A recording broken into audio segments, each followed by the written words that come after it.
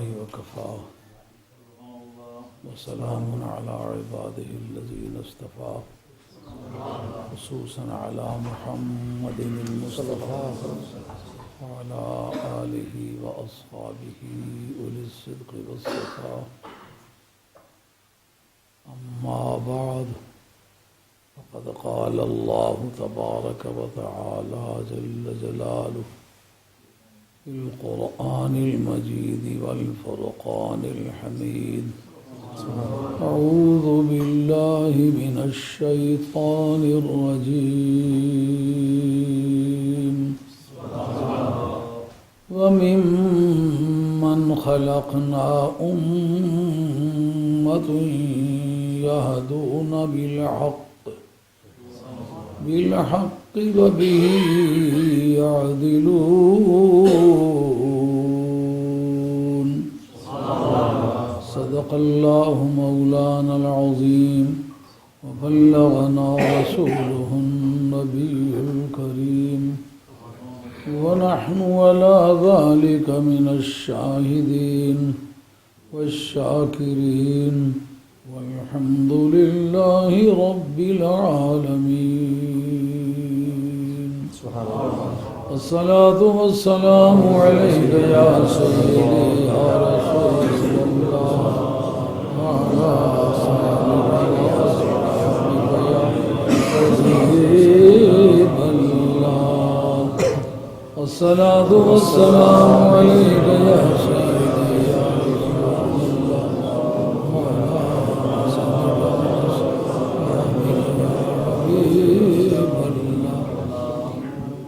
الصلاة والسلام عليك يا سيدي يا رسول الله وعلى آلك وأصحابك يا حبيب الله. Their eminences, the Muslim scholars, the spiritual leaders, and highly respectable, the local people. I'm here. I'm going to address on the topic of Akidah Alhle Sunnah wal Jama'ah. As Maulana was speaking about Aqaid, whatever is believed is called Akidah. Whatever is practiced is called practice. The first thing in Islam to be based upon is belief. No practice can exist without the proper ideology. Orthodoxy, the accurate theology is necessary for the accurate practice. If one's belief is not accurate, he is not orthodox. His practice does not exist. And all of the practice, actions and omissions will be null and void. Nothing will exist. So therefore it is necessary for every Muslim to find out the accurate theology. The conceptual aspect is more necessary than the practice. For instance, just Maulana was a few minutes ago was talking about a companion. You should find out the status of a companion. First of all, the definition is necessary because the status cannot be maintained without the proper definition. Man zaran nabiyya sallallahu alayhi wa sallam fi hayatihi ma'al iman wa mata alayh. Whosoever sees the face of Muhammad Mustafa with belief and dies upon the same belief, that is a companion. There is no practice here. Practice was not conditioned here. Without any condition of practice, one becomes the companion. But this definition is not admitted one. Because there are many Muslim scholars who say that the condition of the attaining of age of majority or being a sane and alive at the time of visiting of the Holy Prophet is not necessary. Even a small child, a sucking baby in the lap of mother, if he sees Muhammad Mustafa, he is also included in the companions. Just like Muhammad ibn Abi Bakr, Imam Karmani, the commentator of Bukhari, he also writes, and Allama Badruddin Aini, the commentator of Bukhari Sharif, he writes that Hazrat Muhammad bin Abi Bakr is included in the companions. But when Nabi Pak passed away, he was only 8 months. He was not sane. He was not in position to understand whether he was the Holy Prophet or not. But just he saw the Holy Prophet in his childhood, in his babyhood. He was a sucking baby in the lap of his mother, but yet he is included in the companions. It means that this condition, fi hayatihi ma'al iman. So this condition is null and void according to certain Muslim scholars. In addition to that, this condition, fi hayatihi, that was also refuted. Because Allama Badruddin Aini and Sahib Fathul Bari, Imam Ibn Hajar Asqalani, they are of the opinion that even if Nabi Pak has passed, but before the burial, one gets a chance to have a glance on the face of Muhammad Mustafa, he is also companion. So when the companion was defined, we will see whether the element of practice was also included. No. Without the inclusion of the practice, one can be a companion of the Holy Prophet.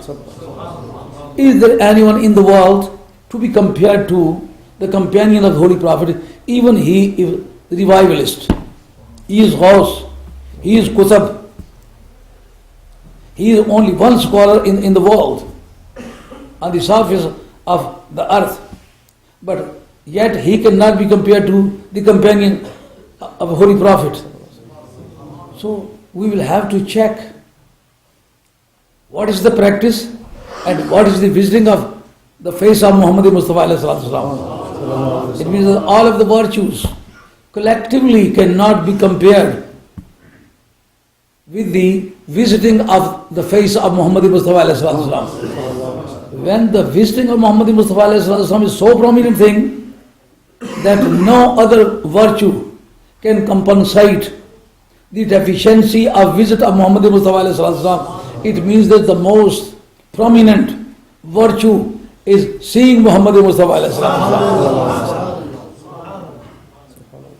I was going directly to explain the ideology of Ahl Sunnah wal Jama'ah, but this sentence was very appealing to me, that the virtue of being companion is more than everything in the world. One can memorize the Holy Quran. When one can recite the Holy Quran with great accuracy, with phonetic, with the intonation, with proper principles, along with the syllables and the attributes and qualities of the pronunciation of the letter, he can be a first reciter of the Holy Quran in the world. He can be the first muhaddis, traditionalist in the world. He can be the supreme commentator on the Holy Quran. But yet he cannot be to be compared with companion of the Holy Prophet. It means that the total virtues, the qualities, the attributes, the characteristics cannot collectively be compared with the visit of Muhammad Mustafa. So when a person is with such quality that having one glance on the face of a person is so much less and so prominent quality that no other quality can compensate the deficiency of this quality. So So it means that no one can be equivalent to Muhammad Mustafa. Now we shall see Maulana here.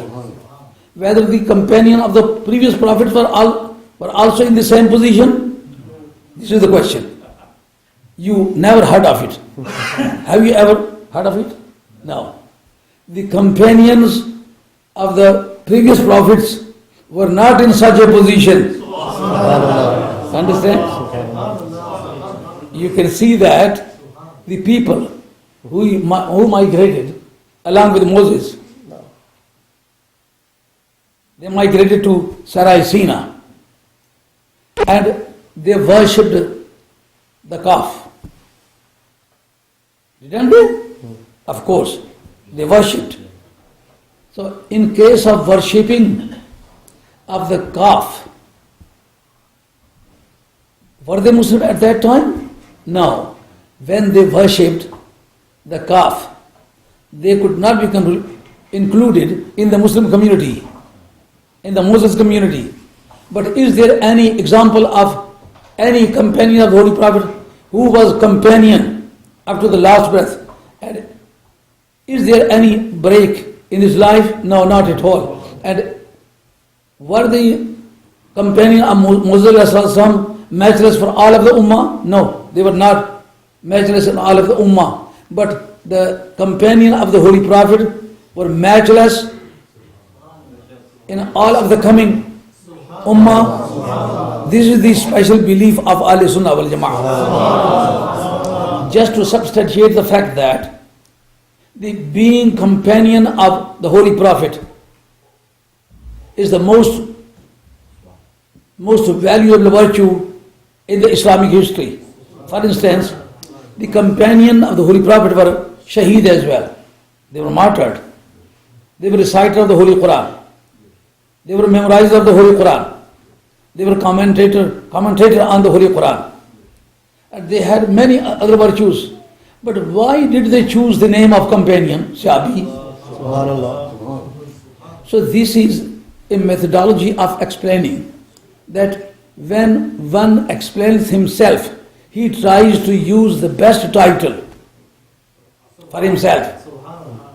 When they were martyred, but they did not like themselves to be called martyred. They were Hafiz, but they did not like to be called a Hafiz. They were reciter, but they did not want themselves to be called the Qari, Maulana, Allama. It means that the companion of the Holy Prophet were of the view that no other title can be equivalent to the company of the Holy Prophet. Companionship.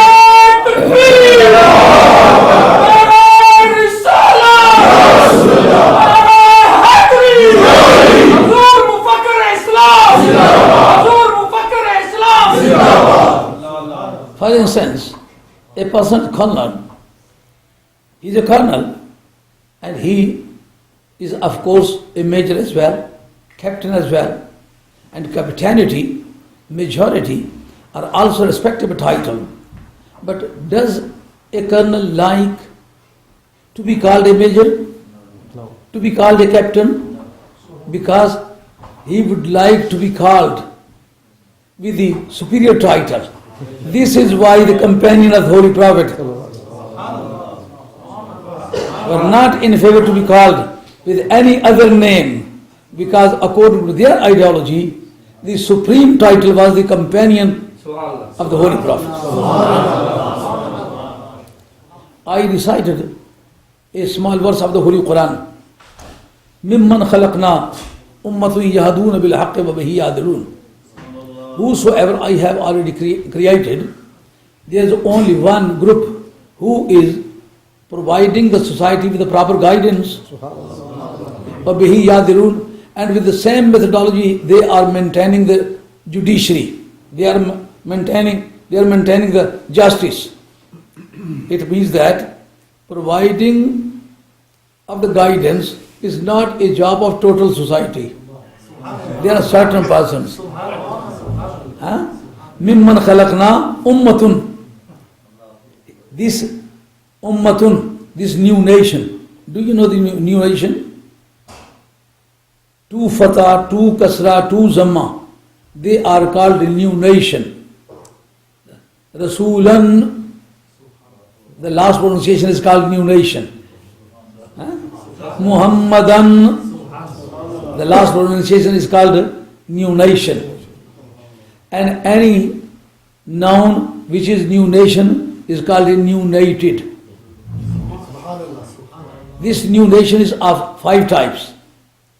Here it means, it signifies, it indicates to the small amount of something. Ummatun, very small group. It means that the people who are wandering here and there in huge groups, they are not providing the proper guidance. The proper guidance is a job of small group. Because such person cannot be found frequently. They are not found in abundance.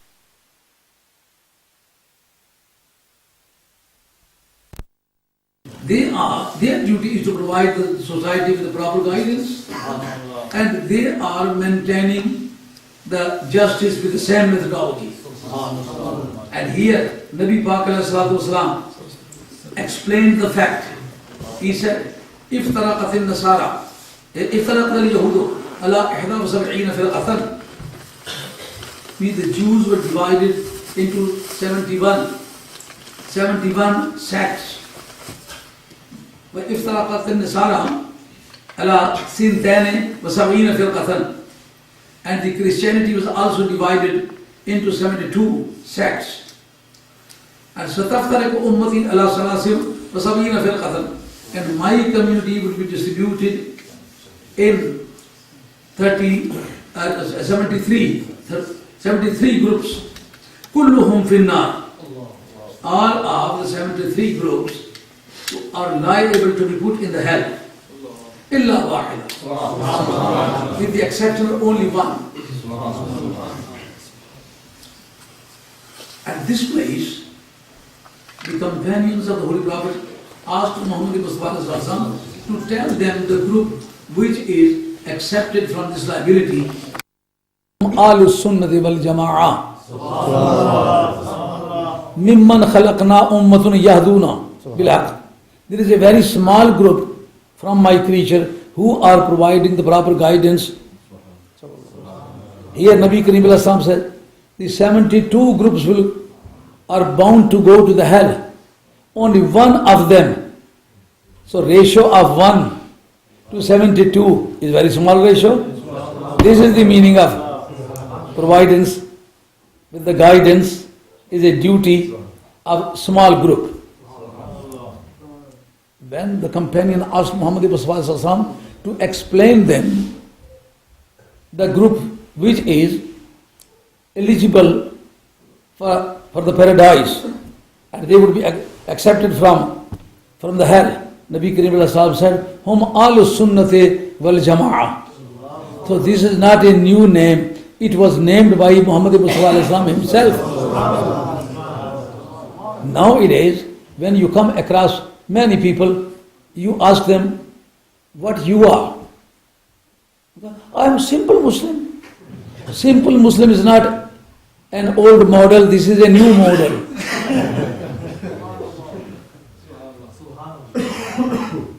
The previous Muslims were Sunni, Hanafi, Shafi, Maliki, Hanbali. This is called compound consensus of competent Muslim scholar of age. Means the consensus was achieved on these 4 classes. Means the right is confined in these 4 classes. And to be orthodox and to be included into the orthodoxy, you will have to attach any one of them. If you go out of them, so you have done against the consensus of Muslim scholar of age. It is totally unlawful. La tajtam ummati ala dalala. Nabi Kareem was reported to have said, the consensus of my ummah would not be achieved on any evil, on any deviation or any misleading. The consensus of competent Muslim scholars will exist on the virtue, on the righteousness. So the previous Muslims agreed to the fact that this consensus was achieved about these four schools. Therefore, to be orthodox, one has to say, I am Hanafi, I am Shafi, I am Malki, I am Hanbali. If says, I am just a simple Muslim, means that this is bid'ah. This is the new thing. Bid'ah means a new thing. It was not found previously. Just a simple Muslim was not found in the court of Muhammad Mustafa. So this was invented. So invention without the previous example is called bid'ah sayya, bad bid'ah. If there is any example previously and you frame a new thing, but on the model of the previous one, that is bid'ah, but the good bid'ah, the virtuous bid'ah. Just like Bukhari Sharif is also bid'ah, because the author of Bukhari was born in 194. He was not born in the time of the Holy Prophet, and no Bukhari was compiled by the companions, by the successors. But the compilation of Bukhari Sharif was accepted by the Muslims. They said, even if this is bid'ah, this is innovation, but there is small model previously found with the companion. Certain stanzas of tradition were written down by the companions and they were approved by the Holy Prophet. Since certain example was approved by the Holy Prophet, on the same sample a new thing was framed. So this is a bid'ah, but good bid'ah. Just like Yarvi Sharif is also bid'ah. It was not found in the time of the Holy Prophet, but there is an example. For instance, certain things are put in front of us and we say Fatiha. This is called benediction. The prayer which is asked before the food is called in English benediction. And afterwards, after the finishing of the food, that is called benefiction. Benefiction and benediction. Dua for the beginning, benediction. And after the meal, the dua is called benefiction. Benefiction and benediction. These both of the things were found with the Holy Prophet. So there was an example found with the Holy Prophet. Therefore, you put certain things for Fatiha. So if you enlarge it, extend it to the other virtues, so its sample was found by the Holy Prophet. Therefore, new things also justify. This is bid'ah, but virtuous bid'ah. Just Bukhari Sharif is virtuous bid'ah. Nowadays, there is a question whether Khatam Sharif or Bukhari Sharif is lawful or unlawful. Fatawa Rashidiyya by the Vice Chancellor of Governor Rashid Ahmad Sahib Gangohi, he says, if you recite Khatam Sharif or Bukhari Sharif is lawful. When Bukhari was not found in the time of the Holy Prophet, there is no example of recitation of any tradition as a blessing. So why are you reciting Bukhari Sharif as a Khatam Sharif? So this is the question. When they say that you are singing the eulogy of Hazrat Gausus Saqalain, you are singing the glorification of Allah, and you are singing the so many qualities of the Holy Prophet. So these are the new things. We would say that whether they are culpable action. If it were culpable action, when Hazrat Hassan ibn Sabit said, Ma immadahtu Muhammadan bi maqalati, walakin madahtu maqalati bi Muhammadi. I did not praise the name and quality of Muhammad Mustafa, by my eulogy. Eulogy means north. By my eulogy. But وَلَكِنْ مَدَحْتُ مَقَالَتِي بِمُحَمَّدِ But my stanzas, my poetry were not worthy to be listened. I put the decoration of name of Muhammad Mustafa on my poetry. Then my poetry got the popularity. So this was recited in front of Muhammad Mustafa. وأحسن من كلمة لقدت عيني وأجمل من كلمة لذي النساء خلقت مبرأ من كل عيب كأنك قد خلقت كما تشاء. These pieces were recited in the presence of Muhammad Mustafa. It means that the naat, the eulogy of Muhammad Mustafa was accepted by Muhammad Mustafa. This stanza is concerning with Milad Sharif. وَأَحْسَنَ مِنْ كَلَمَةَ لَقَدْتُ عَيْنِي وَأَجْمَلَ مِنْ كَلَمَةَ لِذِي النِّسَاءِ. O my holy prophet, there is no precedent for my eye to visit any person like you. وَأَحْسَنَ مِنْ كَلَمَةَ لَقَدْتُ عَيْنِي وَأَجْمَلَ مِنْ كَلَمَةَ لِذِي النِّسَاءِ. And I could not see more beautiful than you, because no mother was there to bear a son like you.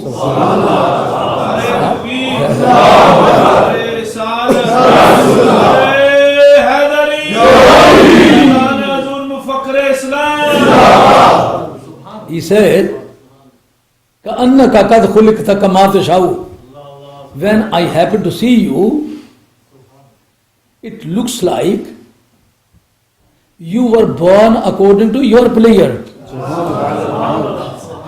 This is mouth of Hazrat Hassan ibn Sabit, and the meeting was held in the chair of Muhammad Mustafa. There it was approved. Otherwise, it was highly culpable action to say like that. كَأَنَّكَ قَدْ خُلِقْتَ كَمَا تَشَاءُ خُلِقْتَ مُبَرَّأً مِّن كُلِّ عَيْبٍ. There is no mistake, no fault, no shortcoming in your body. Neither in the appearance, nor in the internal position. In both of the cases. Outwardly or interiorly. In both of the cases, you are purified from all of the faults, mistakes, blemish. كَأَنَّكَ قَدْ خُلِقْتَ كَمَا تَشَاءُ. It looks like you were born according to your pleasure.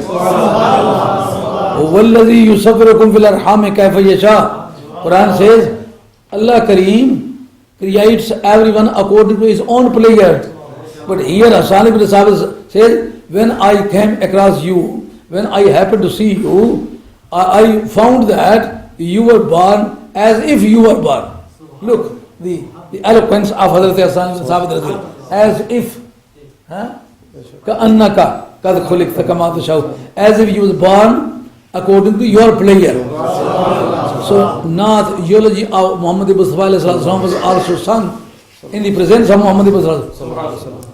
They say that sometimes you criticize the character of other people, belief of other people. I can show you. Muslim Sharif, the stanzas of Hazrat Hassan ibn Sabit radiyallahu ta'ala were mentioned in Muslim Sharif as a tradition. This is poetry recited by Hazrat Hassan ibn Sabit.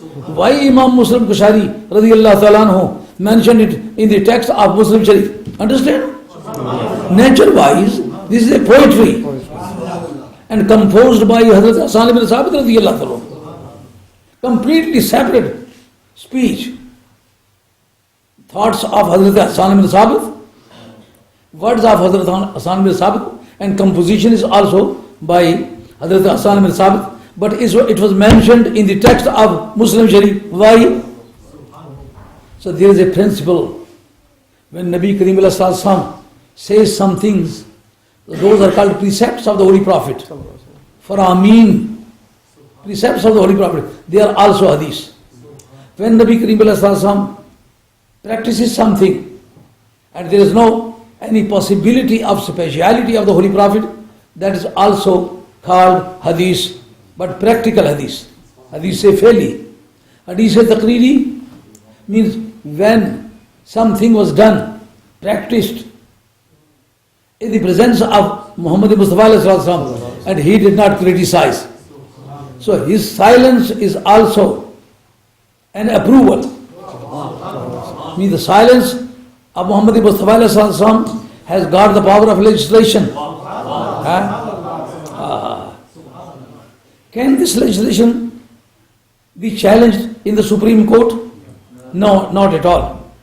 Even if an assembly in democracies legislates a law and that is against the directive principles or principles of policy or fundamental rights or human rights, can be challenged in the Supreme Court.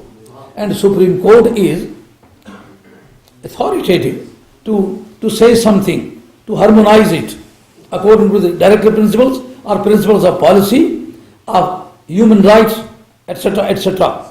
But when something was done in the presence of Muhammad Mustafa and it was not objected by Muhammad Mustafa, so it means it was approved. It cannot be challenged in any court. It means that in Islamic world, the supreme power is always with Muhammad Mustafa.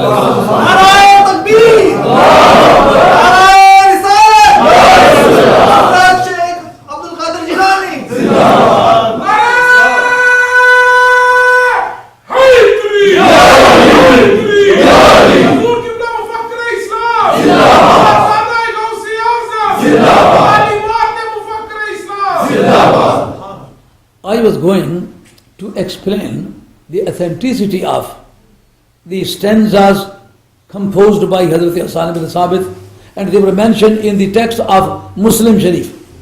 So why did they get the right of the text of Muslim Sharif? And what are those?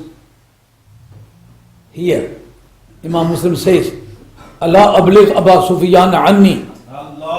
Allah abligh Aba Sufyan anni. Maqalghalatan faqad bariqal qifaw. بأن سيوفنا تركتك عبدا وعبد الدار سادتها الإماو لساني صارم لا عيب فيه وبخري لا تقدره الدلاو حجوت محمد فأجبت عنه وعند الله في ذاك الجزاء فإن أبي ووالدتي وإرزي لإرض محمد منكم فداو. So these are stanzas composed by Hazrat Hassan ibn Sabit radiyallahu anhu, but they are in the position of, in the category of, in the power of tradition. Why? Because they were composed and announced in the presence of Muhammad Mustafa and Nabi Kareem was very happy. What were the contents of these stanzas?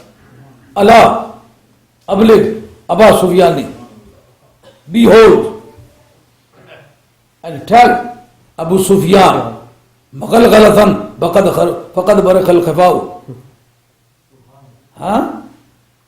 You will have to announce it in the broad daylight, in the presence of friends and enemies, that all of the darkness in which you are announcing the lampoon Muzammat,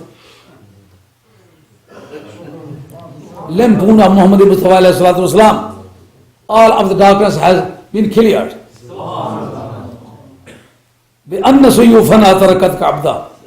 What is to be announced? This is to be announced. That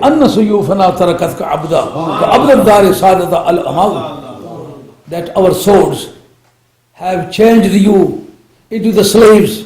You were enslaved under the edge of our swords. حجوت محمدا فأجبت عنه وعند الله في ذاك الجزاء. And you criticized, you showed the lampoon of Muhammad Mustafa, and I am eulogizing Muhammad Mustafa. Eulogizing madha karna. I am eulogizing Muhammad Mustafa.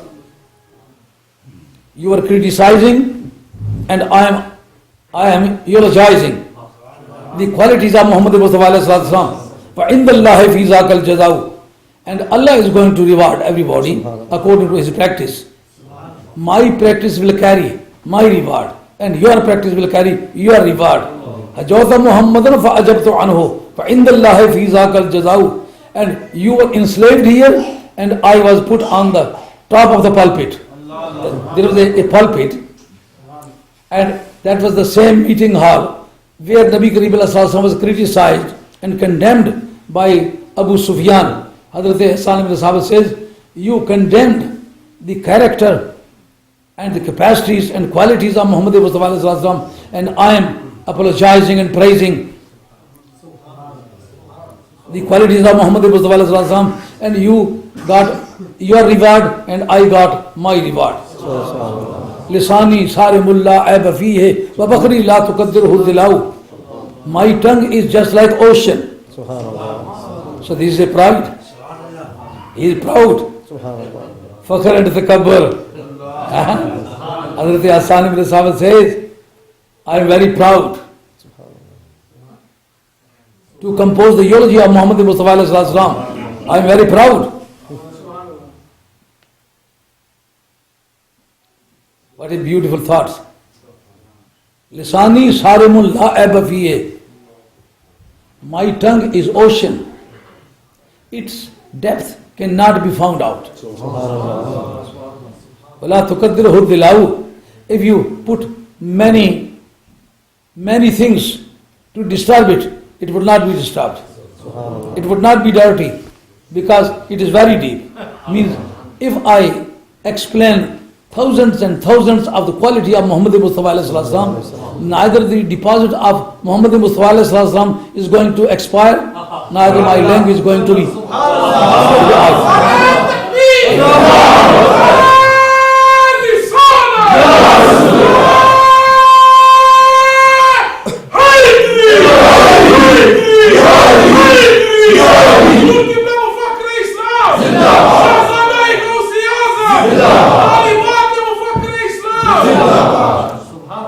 Here, the character of the enemies of Muhammad Mustafa was condemned, criticized. So why this is a eulogy of Muhammad Mustafa? The eulogy has got two methodologies. One is to explain the characteristics of beloved, and the other one to punish the enemy, to condemn, to criticize the enemy of beloved. So both of the styles are acceptable. Here the enemies of Muhammad Mustafa were criticized by Hazrat Hassan ibn Thabit. Even then they were appreciated. Nabi Kareem was happy, therefore it got the form of tradition of Muhammad Mustafa. So now these stanzas are used as an authority of hadith. So if we celebrate 11वीं Sharif, so we say Fatiha Sharif, benediction, benefiction, and the eulogy. These things were found with Muhammad Mustafa. They say sometimes you are using the anniversary unlawfully. This is also bidah. We can say that you are not aware of the contents of the Islam. Otherwise, it was proved by Muhammad Mustafa himself. There is a tradition in the book of Siyasita, canonical books. They say that Nabi Kareem would annually go to Uhud Sharif and recite the Fatiha Sharif on the shrines of Shuhada. Every year, the battle of Uhud Sharif was fought against the non-Muslims in the third year of Hijrah, and after that Nabi Kareem lived in this world for 7 years, and annually Nabi Kareem without fail would go there to recite Fatiha Sharif, and sometimes Nabi Kareem put a pulpit there and made the sermon in the presence of companion of the Holy Prophet. So this is also bidah, but this is bidah, virtuous bidah. Just like you say the Khatam Sharif of Bukhari Sharif. When you are not believing in the Khatam Sharif of Quran, why are you believing in Khatam Sharif?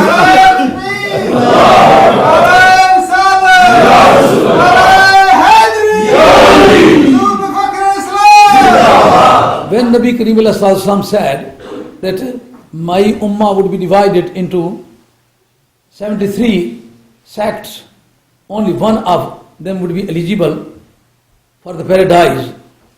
So then Nabi, companion of the Holy Prophet, asked Muhammad Musa to explain them. Those people who are eligible and deserving person for the paradise, Nabi Karim said, Hum al sunnati wal jama'ah. Native speakers were asking Nabi Karim, being native speakers, it should have been understood by the companions. Why are they making the questions about the meaning of this one? It means that this is not Arabic vocabulary, this is Islamic vocabulary. Therefore, companion of the Holy Prophet were compelled by circumstances to ask Muhammad Mustafa to explain the meaning. He said, Hum al sunnah wal jama'ah. Then they said, Mas sunnah wal jama'ah. What is sunnah? What is jama'ah? Nabi Karim said, Ma ana alayhi yawma wa ashabi. That behavior, that belief, that character, their code of law, which I am practicing and my companions are practicing, nowadays, that would be a sunnah wal jama'ah. No, we are duty bound to understand what was practiced by the Holy Prophet and by his companion. What was their belief and what was their practice. Nabi Kareem addressed all of the companion. Oh my companion, inni tharikun fikum mustaqale. Siddiq Akbar was sitting in front. Farooq Azam, Usman Ghani, Haidar Karrar, and all of the other companions which were possible to be present there. They were sitting in front of Holy Prophet, who was at the seat of Muhammad Mustafa companion. Nabi Kareem did not say that I am going to leave behind me Siddiq Akbar, or Farooq Azam, or Usman Ghani, or Haidar Karrar. He said, Inni tarikun fikum mustaqale. Two big and dignified things I am going to leave in among you. What are those? Al-Quran, ahaduhuma kitabullah. One of them is Book of Allah. And the other one, he said, Uzakkirukumullah fi ali baiti. Uzakkirukumullah fi ali baiti. Uzakkirukumullah fi ali baiti. I shall make you remember about my ali bait. But the question is, when chief of Ummah is Hazrat Siddiq Akbar, why Nabi Kareem did not say that I am going to leave Hazrat Siddiq Akbar among you? Nabi Kareem knew that however great Siddiq Akbar was, but he himself was in such a position, but his blessing was not going continuously up to the judgment day. But Nabi Kareem was aware that لِكُلِّ خَلْفٍ مِّنْ أُمَّتِي أَدُولٌ مِّنْ آلِ بَيْتِي. Every new group of my ummah will contain a very supreme person of my family. And he will rescue them from all of the danger of deviation. He would be the person, لِكُلِّ خَلْفٍ مِّنْ أُمَّتِي أَدُولٌ مِّنْ آلِ بَيْتِي. He would be the person to protect all of the Muslim community against deviation. And Nabi Kareem was reported to have said, Inni tarikun fikum ma in tamassaktum bihi lan tadillu badi abada. I am going to leave among you such a big thing. If you follow it, if you attach yourself with it, you will never be misled. You would never be deviated. No one would be there to detract you from the proper place, from the proper track. He said, what? He said, Kitabullah wa itrati alu bayti. Means Quran does not speak itself. Quran has got the proper guidance. But proper explanation I will leave in my family and up to the judgment day. Until Imam Mahdi Akhir Zaman will come to you and he will abolish all of the infidelity and misleading from the total surface of the earth. And that would be Imam Mahdi Akhir Zaman. Al-Mahdiyo minna ahlul bayt. Nabi Kareem said, the last person who will protect my community from the deviation is Imam Mahdi Akhir Zaman. And infidelity could not be abolished in the period of any prophet, any virtuous person, any waliullah, any companion, any caliph. I have got no fear of any contradiction. I think I am in position to prove that. No period was in the human history when there was infidelity was not on the surface of the earth. But only one person would be born to the family of Sayyida Fatima, and he would be Imam Mahdi Akhir Zaman.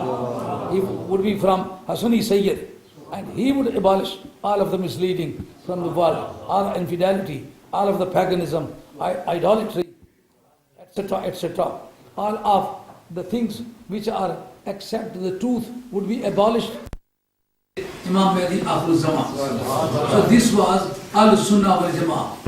When the companion of the Holy Prophet asked the Holy Prophet to tell them what is Al-Sunnah wal Jama'ah, he said, the belief and practice why I am using at the moment is really Al-Sunnah wal Jama'ah. And on the other side, you can check the belief of companion of the Holy Prophet. You will have to believe that Sunni of this time is the righteous one. For instance, we go to Ajmer Sharif, to Baghdad Sharif, to Uj Sharif, to Gujarat Shah Mukim Sharif, Khali Sharif, etc., etc. And they say that, so this type of life is highly culpable life. We should not do it. Here we shall check. If you check the Holy Quran, there is a special subject, Muwafaqat Umar. This is a complete science, independent and complete science, which contains the verses which were revealed according to the personal opinion of Hazrat Farooq A'zam. They are called Muwafaqat Umar. That is a special subject in the Holy Quran. And those verses can be counted. This is one of those verses which were revealed according to the personal opinion of Farooq A'zam. وَأَهِدْنَا إِلَىٰ إِبْرَاهِيمَ وَإِسْمَاعِيلَ أَنْ طَاهِرَا بَيْتِيَ الطَّائِفِينَ وَالْعَاكِفِينَ وَالرُّكَّعِ السُّجُودِ. And in the last, وَاتَّخِذُوا مِن مَّقَامِ إِبْرَاهِيمَ مُصَلًّى. وَاتَّخِذُوا مِن مَّقَامِ إِبْرَاهِيمَ مُصَلًّى. Means you are duty bound to make the place of prayer at the place of standing place of Hazrat Ibrahim alayhi salam, where Hazrat Ibrahim alayhi salam would stay while building Kaaba Sharif, and he was using that stone as a scaffolding. Scaffolding, it was used as a scaffolding. Hazrat Ibrahim alayhi salam used to stand up on that stone and using it as a scaffolding. But when Ibrahim alayhi salam wanted to pick up a stone, it was a matter of heart, matter of intention. By Ibrahim alayhi salam, how did the stone find out that Hazrat Ibrahim alayhi salam wants to pick up that stone? That stone was flexible for bending towards the stone intended by Hazrat Ibrahim alayhi salam. How that stone was in position to understand whether Ibrahim alayhi salam intends to pick up that stone. And that was defined by Hazrat Imam Baydawi. Imam Baydawi says, "Ma la yudrikuhu al-hissu wa la taqtadihi bada'atu al-aql." That can be defined as a matter which cannot be perceived, which cannot be sensed by the senses. And the first attention of wisdom and intelligence cannot find it out. That is ghaib. So, intention by the heart cannot be known by the eyes, by the nose, by the ear, by the tongue, by the touching. And when you pay first attention towards someone, you cannot find out the situation of the heart. It means that intention to pick up a stone was a matter of ghaib. How that stone was in a position to know the ghaib? Stone is not clairvoyant. Clairvoyant is the proper word for ghaib. stone is not clear white. This is religious language. This is not baristry. Stone is not clear white. How could it find? Since it was kissing the feet of Ibrahim and he was a center of unknown secrets. Therefore, it received the blessing of feet of Ibrahim. So when a stone kisses the feet of a prophet, can know the unseen secret. What is your opinion about the prophet himself?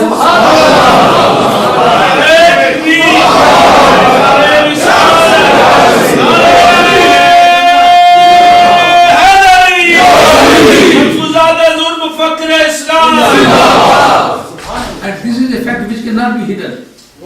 It was mentioned by all of the commentaries on the Holy Quran. The total exegesis deals with this matter.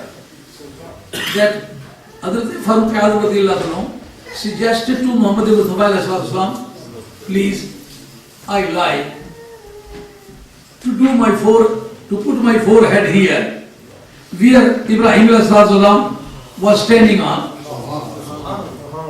The other companions who were criticizing the idolatries, the paganism, they said, we hardly emancipated from the idolatry, from the worshipping of the stone. Are you going to bend us again towards the stones? What a bad opinion you have. You should differentiate between the nature of the stones. The stones which were criticized by the Holy Quran and the prophetic traditions, they were concerning with other than Allah. And this stone is concerning with the Khalilullah. This is a basic difference, but they were not satisfied. Nabi Kareem was listening the argumentation of both of the sides. Then Gabriel came down. He said, I am agreeing with the suggestion of Farooq Alhe. Now, we shall order you to do the prayer here, where Hazrat Ibrahim. So, what is the quality of that one? You will have to categorize it. Maqam Ibrahim is Kaaba Sharif? Not. Mizar Sharif? Not. What is that? It was just a place where Ibrahim was just standing, which you are called Baitik. It was a stone where Ibrahim was just standing. And now we shall see Sunni is in the right, or other people are in the right. I am not in favor of to criticize the other people just for nothing. I shall provide the people with the proper guidance. It is not my duty just to hurt or injure the feelings of the people. I belong to the family of the Holy Prophet. My duty is to invite all of the Muslims very politely, very nicely. So this is the proper methodology of invitation. Here we shall see that the category of this stone, we shall categorize it as a stone concerning with the seat of a prophet. It is neither Kaaba Sharif, nor Baitul Maqdis Sharif, nor Masjid. This is only a stone which kissed the feet of Hazrat Ibrahim. So it means that all of the Sunni people are in the right to go to the places where somebody was sitting and he was a blessed person, he was a sacred person. They don't like to commit any blasphemy against that stone, against that place where somebody was sitting. He was a holy person, he was a sacred person, he was doing something for sake of Allah, doing Allah, or constructing any sacred place. So that place is a blasphemous place, holy place, that can be used as a relic. Understand? So the relic system, tabarrukat, the relic system can be inferred from this verse of the Holy Quran, that it was used, it was firstly suggested by Farooq Alhe the most sensitive person about the paganism was Hazrat Farooq Azam radiyallahu anhu. As other people say that when Nabi Kareem Sallallahu Alaihi Wasallam went to Hudaybiyah Sharif and he took the bath from the companion of himself, they were sitting there was a tree underneath which Nabi Kareem Sallallahu Alaihi Wasallam sat down and took the bath. And the people began to do nafil there just for blessing as a relic. But Farooq Azam radiyallahu ta'ala cut it down at some time. So it shows that such a sacred places should not be used as a relic. Understand? This is the question. Nowadays, Maulana people, they are preaching on the top of the pulpit that Farooq Azam radiyallahu ta'ala cut that tree which was used by the Holy Prophet. When the tree underneath which Nabi Kareem Sallallahu Alaihi Wasallam took the bath cannot be used as a relic, who are you to use such a places as a relic? Do you understand? Question? Look, here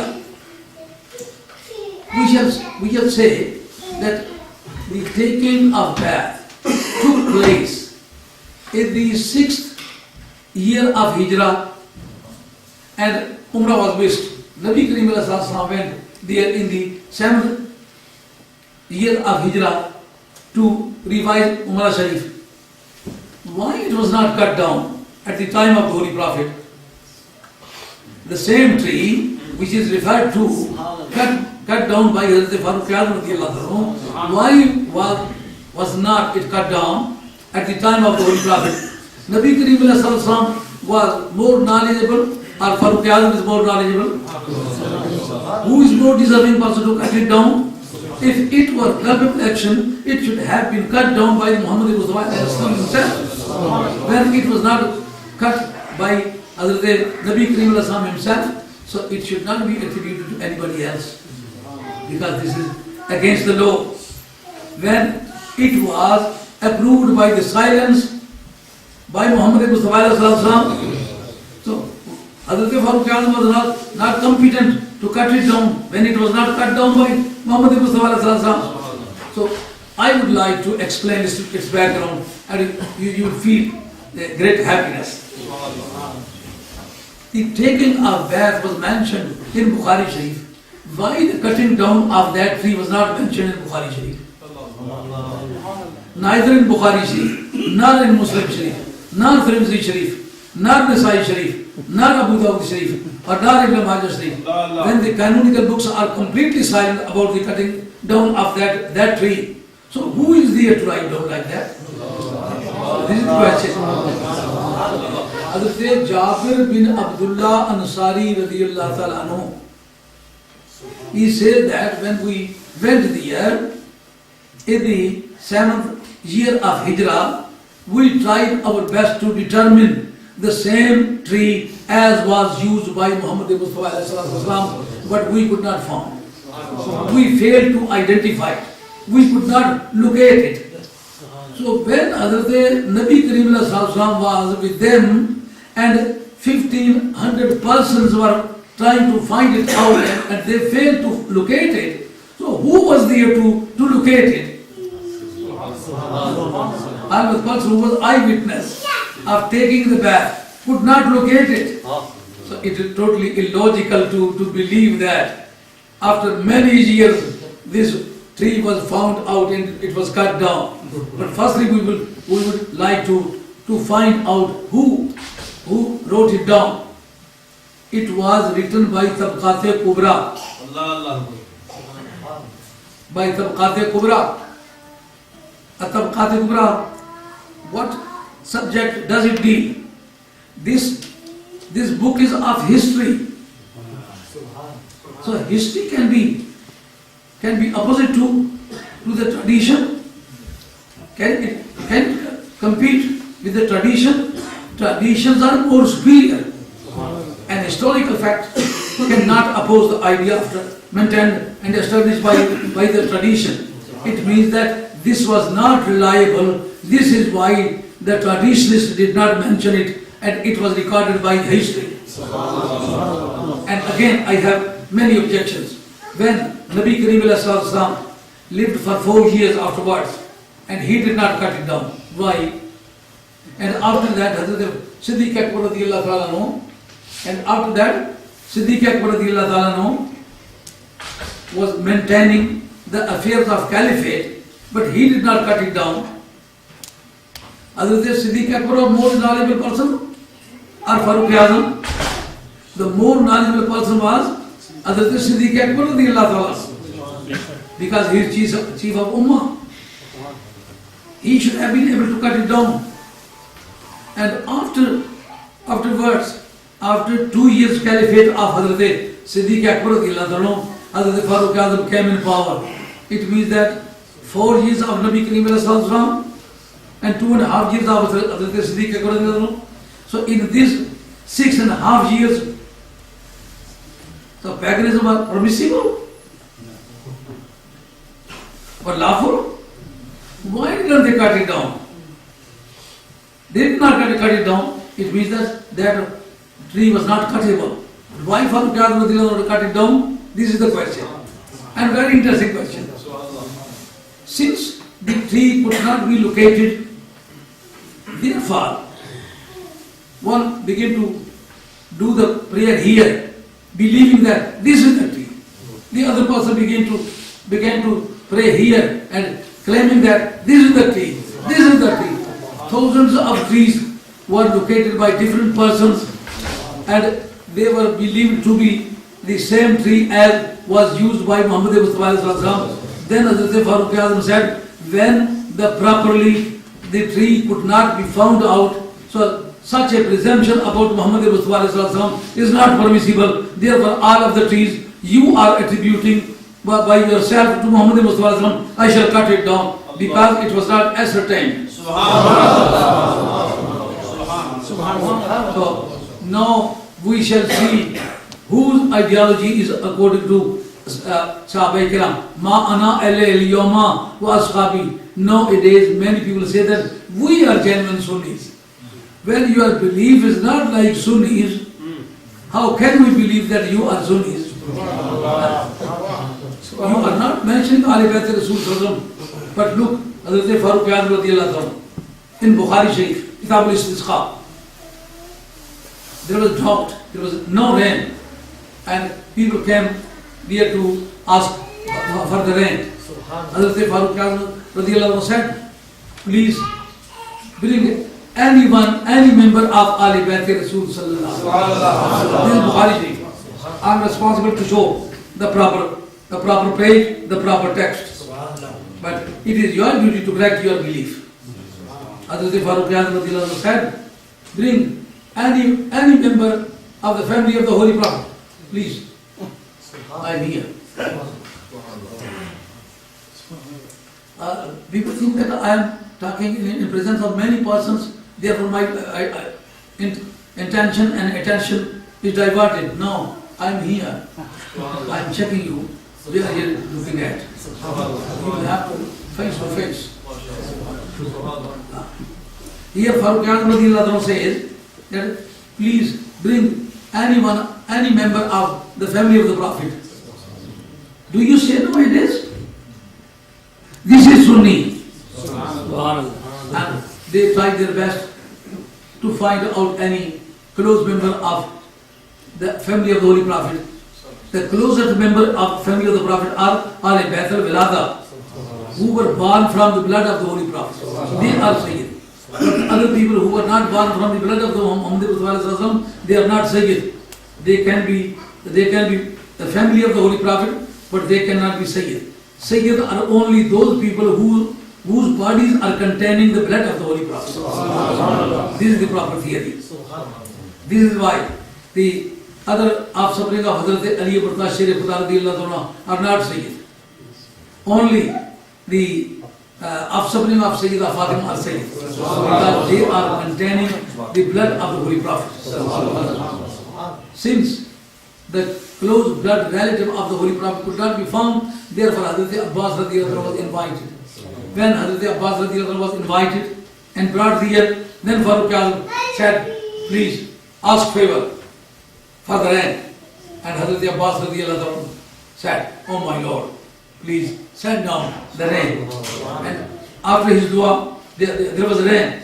But here is a question. When Farooq A'zam radiallahu anhu was just second chief of Ummah, and he was the supreme person in the Muslim society, why did he say, please bring any member of the family of the Holy Prophet? It means that he was believing that the family of the Holy Prophet are superior to everybody in the world after Muhammad Mustafa. This is why he did not ask favor himself, but he called any member of the family of the Holy Prophet. So Sunni would be that person whose ideology would be accurately corresponding with the ideology of companion of the Holy Prophet. When their ideology starts corresponding with the ideology of companion of the Holy Prophet, they cannot be called to be a Sunni. Nowadays, there's they never mention the name of Ali Bayt Rasul. Hazrat Farooq A'zam was the first person to establish the system of pension.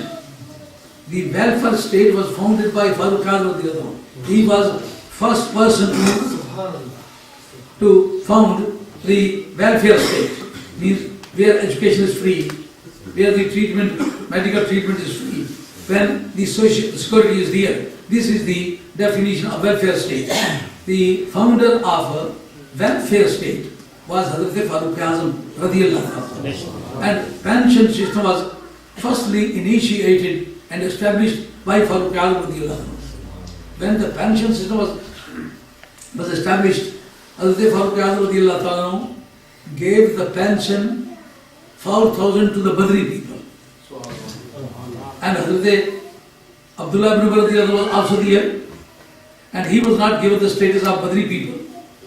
But Imam Hassan and Imam Hussain were there, and they were given the status of Badri people. The 4,000 dirham per month was determined, were fixed as a pension of Hassan and Imam Hussain. Then the son of Hazrat Abdullah ibn Umar objected the practice and legislation of Hazrat Farooq A'zam. He said, this is against the law.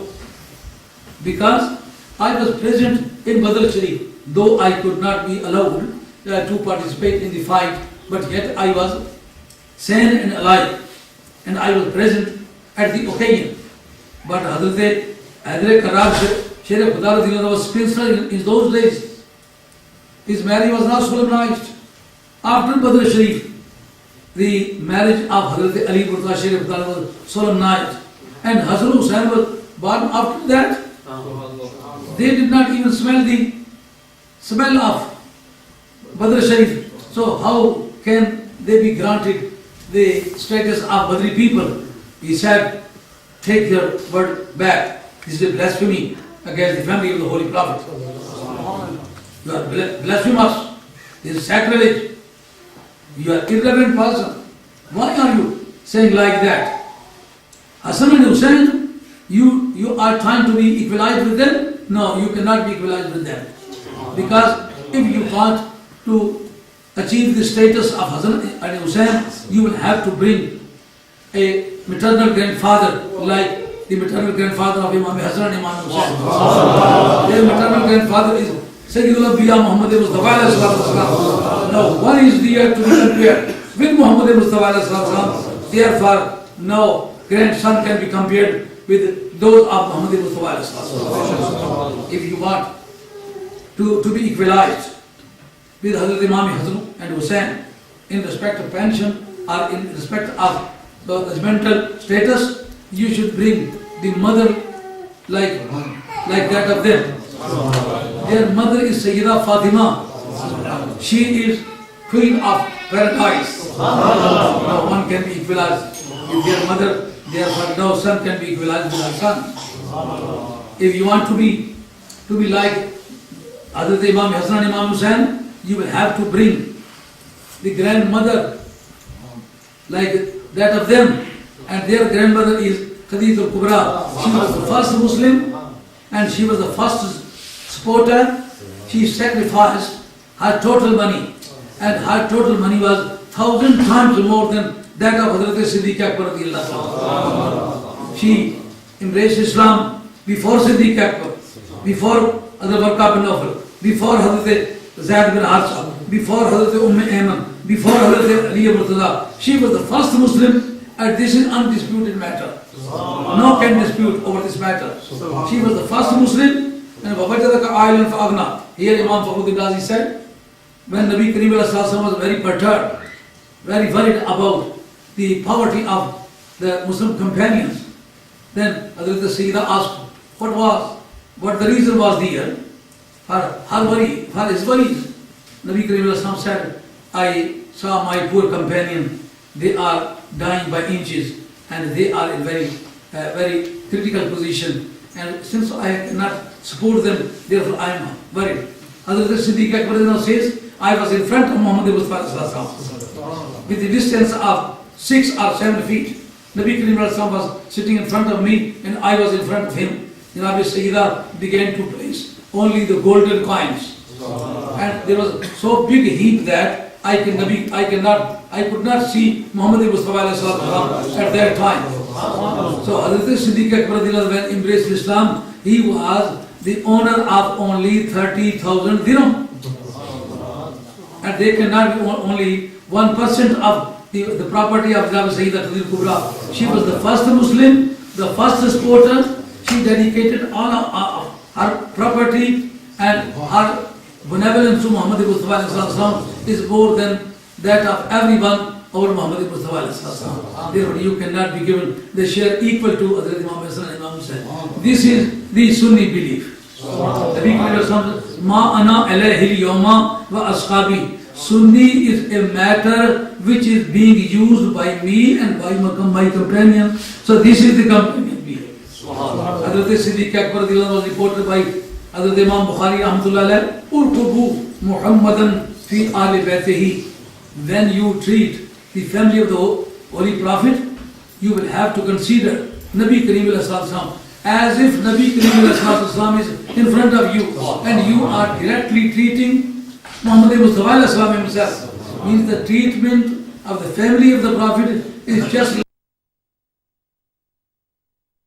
they said, come down, this is our property. We are eligible to sit on this one. You are not allowed to sit here. And the Siddiq Akbar came down. He said, really they are in the right. They have got a real right.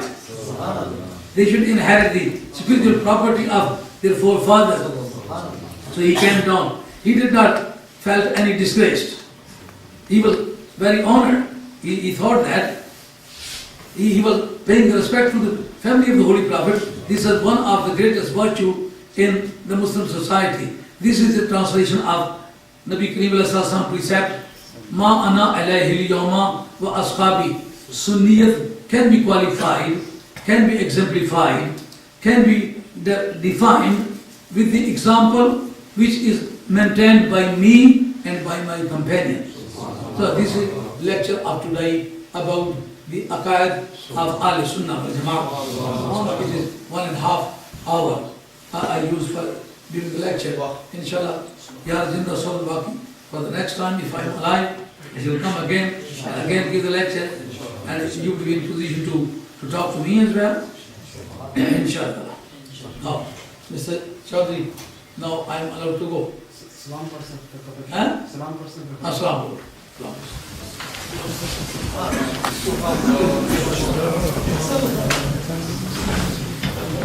alaikum.